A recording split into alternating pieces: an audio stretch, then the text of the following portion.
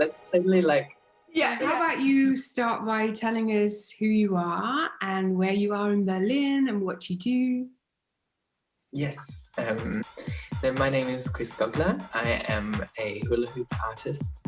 I live and spend most of my time in Friedrichshain in Berlin. So originally I'm from Australia, Adelaide, South Australia, and I moved to Europe 9 years ago and to Berlin 8 years ago. So I've been in Berlin for the last 8 years. You know how kids, so how some kids say when they're growing up, oh, I want to be a fireman, or I want to be a doctor, or I want to be a teacher. So did you actually say from a young age that you want to be a hula hoop artist? Where did that epiphany come from, and when did that happen? I think it was pure accident, like just a chance thing that happened. I was studying to be a dancer about 10 years ago. 10, 11 years ago, I had started training full time and was most of my way through my training. And I sort of just had this realization that I didn't want to be a classical dancer. I didn't want to be in that sort of, in the dance world, and that I wanted to have a little bit more of a more colourful life experience, I guess, in the end. I also had an injury, like a really chronic injury that was from the amount of dancing that I was doing. And so that was a good catalyst to really think about what kind of life I wanted to live. And yeah, then I moved back to Adelaide, where I'm from, and sort of tried out a lot of different things. And at one point I just stumbled across hooping by accident. So since then I was... Yeah, so I think it was probably at a rave, and a friend of mine was really into hooping, and then another really good friend of mine was really into hooping, and then I sort of just picked it up from them. So it would have been about 10 years ago.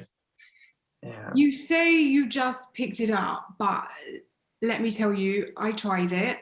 I look like a chicken who's getting electrocuted. I want you to give me some tips, but we'll get to that later.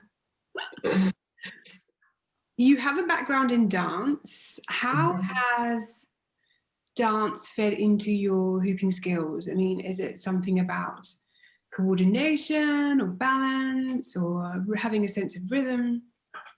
I think for me, the focus that I try and bring from the dance, like from my dance background into hooping is definitely a lot about aesthetics, like clean lines and a full body awareness, or at least that's the goal, to sort of, whilst doing something with one body part, to be aware of what's happening with the rest of the body, and to try and sort of find that balance between having an object that you make dance and you yourself also dancing at the same time. So it's like a kind of fun partner exercise in a way. And to sort of find the elegance within that, because it's very easy to focus on just the object and how the object moves, but if you forget about how you move and how you look, then you kind of can miss some key exciting things. Yeah, I see. So I can't do this. Am I doomed? Yes, that's totally like the same thing. So yeah, I'm doomed. I will never be as good as you. Okay, I'm gonna drop it. It's gonna bounce. What is a wedgie? And I don't mean when your underwear gets stuck up your bum. Tell us what a wedgie is. Wedgie is probably my all-time favourite hoop trick. And it's where you hook the hoop into your leg and you push the hoop with the other leg and it kind of flicks up. Right. If you release the second leg at the right time, it sort of flips up the body and you can catch it, and it kind of looks like magic. It just looks like you've managed to somehow whip the hoop up. body with just your legs. Yeah, and because there's something about the dynamic of it that's so unexpected and so strange that that it has just a great effect. It's just, not everybody likes them. It's hard to do. I mean, I've seen you do it. You make it look really easy. I couldn't possibly do it. I think you could. It's literally just a practice thing, and about like finding the right timing and dynamic, and a lot goes into your performances. I mean, I see some of the stage shows you've done. I mean, there's lights, there's makeup, there's amazing costumes, there's glitter and sparkle. Where do you get the inspiration from for some of the pieces that you do, the performances that you do?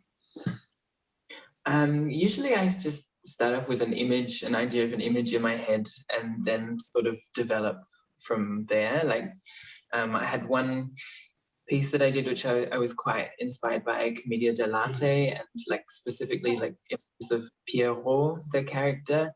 And then I started to sort of develop the idea from the image, and then kind of got really interested in the Pinocchio story and created this sort of like wind-up doll that comes to life kind of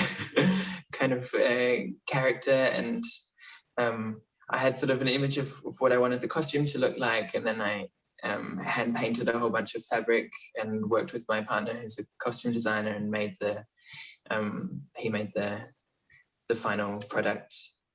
You know, because we've been stuck in lockdown, are you missing performing live? Yes, I'm missing performing so much. I miss the stage. I didn't realize how much I was going to miss it until lately.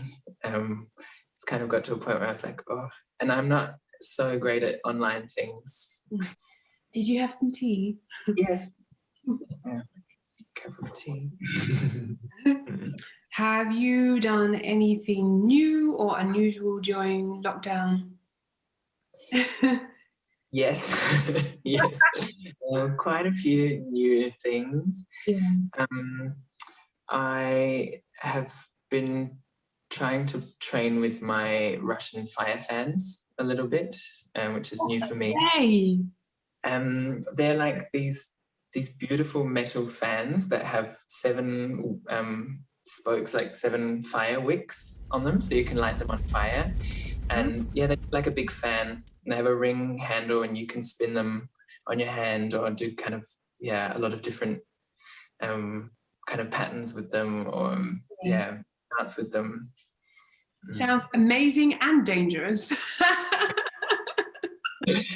Don't hold them too close to your body. Yeah, exactly. I'd probably set my hair on fire or something like that. Yeah, if you fire spin, you're supposed to, especially if you have longer hair, you're supposed to bind it back and wet it. Just, I've seen people catch on fire before. It's not great. Good. That was nice chatting. Super nice. Thank you so much. Thanks for inviting me.